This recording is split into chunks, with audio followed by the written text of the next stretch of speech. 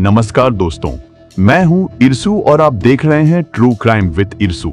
रिश्तों की बुनियाद भरोसे और आपसी सम्मान पर टिकी होती है, लेकिन जब वही भरोसा शर्तों की बेड़ियों में जकड़ दिया जाए और उन शर्तों के पीछे कत्ल की साजिश छिपी हो, तो अंजाम रूह कंपा देने वाला होता है। आज की कहानी मध्य प्रदेश के धार जिले की है। एक ऐसी कहानी जहां एक पत्नी ने अपनी ससुराल लौटने के लिए 3 ऐसी शर्तें रखी जिन्हें सुनकर समाज और पंचायत भी हैरान रह गई। लेकिन एक परिवार ने अपना घर बसने की खातिर और बेटे की खुशियों के लिए उन शर्तों को चुपचाप मान लिया।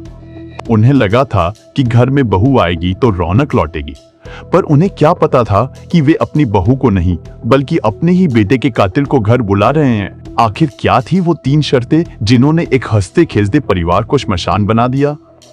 क्यों एक पत्नी ने अपने ही सुहाग को रास्ते से हटाने के लिए 1 लाख रुपए की सुपारी दे दी?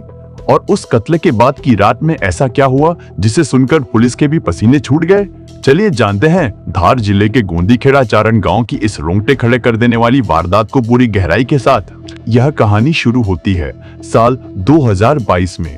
एक मध्यम वर्गीय परिवार जहां देवकृष्ण पुरोहित अपनी मां लक्ष्मीबाई, छोटी बहन ज्योति और पत्नी प्रियंका के साथ रहता था। देवकृष्ण स्वभाव से सीधा साधा और मेहनती युवक था, लेकिन उसकी पत्नी प्रियंका के मिजाज कुछ अलग थे।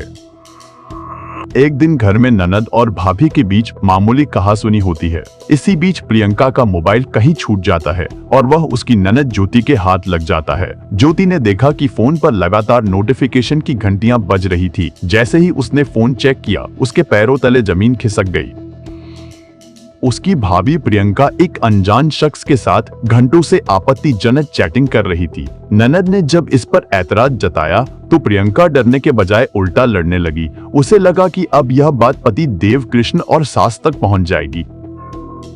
पकड़े जाने के डर से प्रियंका ने अपना बैग पैक किया और यह कहकर मायके चली गई कि अपने भैया से कह देना कि अब वह किसी और बहू का इंतजाम कर लें। मैं अब इस घर में कभी वापस नहीं आऊंगी। साल 2022 निकल गया, पूरा 2023 भी बीत गया और साल 2024 का सूरज चढ़ चुका था। 2 साल से ज्यादा का वक्त बीत चुका था। समाज और परिवार के बड़े बुजुर्गों ने सोचा कि आखिर कब तक यह रिश्ता टूटा रहेगा। एक पंचायत बुलाई गई ताकि सुलह हो सके। वहां प्रियंका ने ससुराल लौटने के लिए 3 ऐसी शर्तें रखी जो किसी भी सभ्य समाज के लिए अटपटी थीं।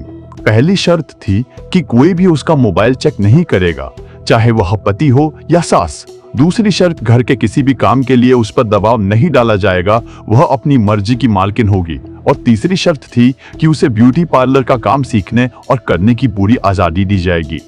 परिवार ने भारी मन से सिर्फ घर बचाने के लिए ये तीनों शर्तें मान ली। काश कि उस दिन वह पंचायत न हुई होती और वह शर्तें ना मानी गई होती, तो शायद आज देवकृष्ण जिंदा होता। अब तारीख आती है 6 और 7 अप्रैल 2026 की वो काली रात। समय हो रहा था रात के लगभग 1:45। धार जिले के गोंदीखेड़ा चारण गांव में गहरा सन्नाटा था। अचानक देवकृष्ण के कमरे से प्रियंका की चीखने चिल्लाने की आवाजें आने लगीं। पास के कमरे में सो रही सास लक्ष्मीबाई और ननद ज्योति हड़बड़ाकर उठी। उन्होंने सोचा कि शायद पति पत्नी के बीच फिर से कोई झगड़ा हुआ है। लेकिन जब वे कमरे के अंदर दाखिल हुई तो वहां का नजारा देखकर उनकी रूह कांप गई। 27 साल का देव कृष्ण पुरोहित बेड पर औंधे मुंह लहूलुहान पड़ा था। उसके सिर के पिछले हिस्से पर किसी धारदार हथियार से इतना गहरा और ताकतवर वार किया गया था कि उसका भेजा बाहर आ गया था। चारों तरफ खून ही खून फैला था। वहीं दूसरी तरफ प्रियंका आंगन की तरफ पड़ी थी। उसके हाथ और पैर साड़ी से बंधे हुए थे और वह जोर जोर से चिल्ला रही थी। चीख पुकार सुनकर पड़ोसी इकट्ठा हो गए। देवकृष्ण की नब्ज टटोली गई। वह अभी हल्का सांस ले रहा था। उसे तुरंत अस्पताल ले जाया गया, लेकिन डॉक्टरों ने उसे मृत घोषित कर दिया। इधर पुलिस महकमे में हड़कंप मच गया। धार जिले के एसपी, एएसपी और फॉरेंसिक टीम के साथ डॉग स्क्वाड भी मौके पर पहुंचा। प्रियंका ने पुलिस को कहानी सुनाई कि रात को 2-3 नकाबपोश बदमाश लूटपाट के इरादे से घर में घुसे थे। उन्होंने उसे साड़ी से बांध दिया और जब देवकृष्ण की नींद खुली और उसने विरोध किया तो बदमाशों ने उसके सिर पर कुल्हाड़ी या फरसे से वार कर दिया। प्रियंका ने दावा किया कि बदमाश घर से 3 लाख के जेवर और 5,000 की नकदी ले उड़े हैं। पुलिस को शुरू में यह लूट का मामला लगा, लेकिन कुछ बातें खटक रही थीं। पहला ये कि आजकल के लुटेरे घर में घुसकर कत्ल करने के बजाय मोबाइल से पैसे ट्रांसफर करने या डिजिटल लूट ज्यादा करते हैं। दूसरा, देव कृष्ण के सिर पर जो घाव था वह 12 इंच लंबा और बहुत गहरा था। जानकारों के मुताबिक लूटपाट में लुटेरे इतना गहरा और नफरत भरा वार नहीं करते। ऐसा वार अक्सर कोई पुराना दुश्मन या बहुत करीबी ही करता है। पुलिस की एक महिला अधिकारी को शक हुआ जब उसने देखा कि प्रियंका के बयान बार बार बदल रहे हैं। कभी वो बदमाशों की संख्या 2 बताती तो कभी 3। जब महिला पुलिस अधिकारी ने प्रियंका से एकांत में सख्ती से पूछताछ की और कुछ फॉरेंसिक सबूत सामने रखे तो प्रियंका का सारा नाटक धरा का धरा रह गया। दरअसल प्रियंका का साल 2017 से ही गुलशन उर्फ कमलेश पुरोहित नाम के एक शख्स के साथ प्रेम संबंध था। गुलशन शादीशुदा था और 2 बच्चों का बाप था। वह एक ढाबा चलाता था। प्रियंका उसी के प्यार में पागल थी और देव कृष्ण को अपने रास्ते का कांटा समझती थी। जब देव कृष्ण ने प्रियंका को गुलशन के साथ देख लिया और उसका विरोध किया तो प्रियंका ने उसे रास्ते से हटाने का फैसला कर लिया। प्रियंका ने अपने प्रेमी गुलशन के साथ मिलकर देव कृष्ण की सुपारी 1 लाख रुपए में सुरेंद्र भाटी नाम के एक हिस्ट्री शीटर को दे दी। 31 मार्च को योजना बनी और 7 अप्रैल की रात को उसे अंजाम दिया गया। प्रियंका ने घर का दरवाजा जानबूझकर खुला छोड़ दिया था। कातिल अंदर आया और सो रहे देव कृष्ण के सिर पर एक ही बार में उसका काम तमाम कर दिया।